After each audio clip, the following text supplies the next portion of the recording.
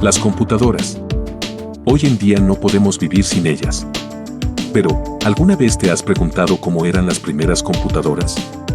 Spoiler de alerta, no cabían en el bolsillo. Hoy vamos a explorar cómo hemos pasado de máquinas gigantes a computadoras que caben en nuestra mochila y hasta en nuestro reloj. La prehistoria de las computadoras. Empecemos por el ENIAC, la primera computadora digital electrónica, creada en 1945. Ocupaba una habitación entera y se usaba para cálculos de guerra. Lo más divertido, tardaba más en encenderse que tu computadora cuando se traba, así que Pimpollo, deja de quejarte de la computadora que tienes. La ENIAC, Electronic Numerical Integrator and Computer, es famosa por ser una de las primeras computadoras electrónicas digitales de propósito general. Fue desarrollada en la Universidad de Pensilvania por los ingenieros John Prosper Ackerd y John William Mauchly y se completó en 1945. Aquí tienes algunos detalles fascinantes sobre esta impresionante máquina. Características físicas. Tamaño y peso. La ENIAC ocupaba unos 167 metros cuadrados y pesaba alrededor de 30 toneladas. Para tener una idea, era tan grande como una habitación entera. Energía. Su consumo era altísimo, alrededor de 150 kilovatios, y requería un sistema de refrigeración robusto para evitar el sobrecalentamiento. Tubo de vacío. La ENIAC contenía 17.468 tubos de vacío, los cuales eran la base de su funcionamiento. Los tubos de vacío funcionaban como interruptores electrónicos, y su encendido y apagado permitía realizar cálculos binarios. Sin embargo, se quemaban con frecuencia y necesitaban reemplazo constante. Otros componentes. Tenía también 7.200 diodos de cristal, 1.500 relés, 70.000 resistencias y 10.000 condensadores. Memoria y almacenamiento. No tenía una memoria como la que conocemos hoy en día.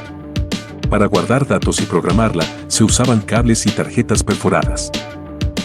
Velocidad y capacidad de cálculo.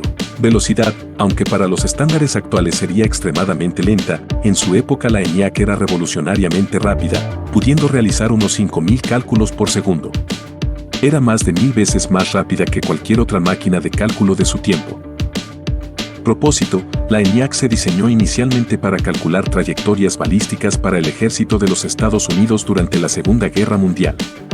Se completó justo al final de la guerra, pero sus aplicaciones se extendieron rápidamente a áreas científicas y de investigación.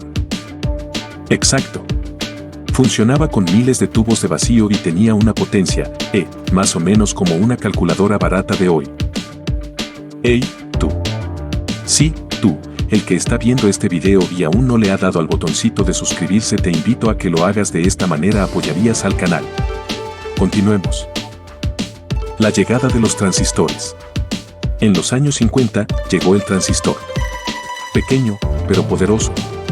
Las computadoras se volvieron más rápidas y un poquito más compactas. Se lanzaron las primeras minicomputadoras. Pero no te emociones, mini significaba algo que cabía en un cuarto pequeño. Antes de los transistores, las computadoras y otros dispositivos electrónicos dependían de los tubos de vacío para amplificar señales y realizar operaciones lógicas. Sin embargo, los tubos de vacío eran grandes, frágiles y consumían mucha energía, lo cual limitaba la velocidad y el tamaño de los dispositivos. Los circuitos integrados y las computadoras personales. Luego, en los 70, los circuitos integrados hicieron magia. Se redujo el tamaño y empezaron a aparecer las primeras computadoras personales. La Altair 8800, por ejemplo, tenía lucecitas, pero no tenía pantalla. Sí, amigos, había que programar encendiendo y apagando interruptores. ¡Qué paciencia! A finales de los 70 y principios de los 80 llegaron la Apple I y la IBM PC, verdaderos pioneros de las computadoras personales. Ya podías tener una en casa, si eras muy geek o rico, claro. La revolución de las laptops y el Internet. En los años 90, las laptops aparecieron en escena y el mundo cambió otra vez. Ahora las computadoras eran portátiles. Pero prepárate para el sonido del Internet de aquellos tiempos. Durante los años 90, las laptops evolucionaron rápidamente. Empresas como Apple, IBM y Dell lanzaron modelos más ligeros y rápidos. En 1991, Apple lanzó el PowerBook 100, que incluía el clásico diseño de la base con teclado y pantalla plegable. Este diseño se volvió la norma para las laptops modernas. En 1991, la World Wide Web se lanzó al público y rápidamente se popularizó gracias a la creación de los primeros navegadores, como Mosaic en 1993. Las páginas web y los enlaces hicieron que el Internet fuera mucho más fácil de usar y accesible, y su crecimiento fue explosivo en la segunda mitad de los años 90. Con el nuevo milenio, el acceso a Internet se volvió más rápido y económico gracias a la tecnología de banda ancha y Wi-Fi. Aparecieron las redes sociales, el comercio electrónico, los servicios de streaming y el Internet móvil con los primeros smartphones, lo que permitió a las personas conectarse desde casi cualquier lugar. Y ahí estábamos, conectándonos por minutos a la vez porque cada segundo costaba. Computadoras modernas y smartphones. En la última década, la computación ha evolucionado hacia la nube y el Internet de las cosas, IoT, permitiendo a los usuarios almacenar datos en servidores remotos y controlar dispositivos inteligentes desde cualquier lugar. Las PCs modernas, laptops, tablets y smartphones están más integrados que nunca y tecnologías como la inteligencia artificial y el 5G están transformando la forma en que interactuamos con las computadoras. Hoy en día, las computadoras modernas son una combinación de potencia, portabilidad y conectividad, capaces de realizar desde tareas simples hasta cálculos complejos y aplicaciones de inteligencia artificial, redefiniendo constantemente lo que es posible en la vida digital. Hoy en día, nuestras computadoras son ultradelgadas, ultra rápidas y hasta pueden usarse como relojes. Tenemos laptops, tablets y smartphones que son miles de veces más poderosos que las primeras computadoras. ¿Te imaginas si le hubiéramos mostrado un iPhone a alguien en los años 50? Nos habrían creído alienígenas. El futuro. La computación cuántica promete una capacidad de procesamiento sin precedentes.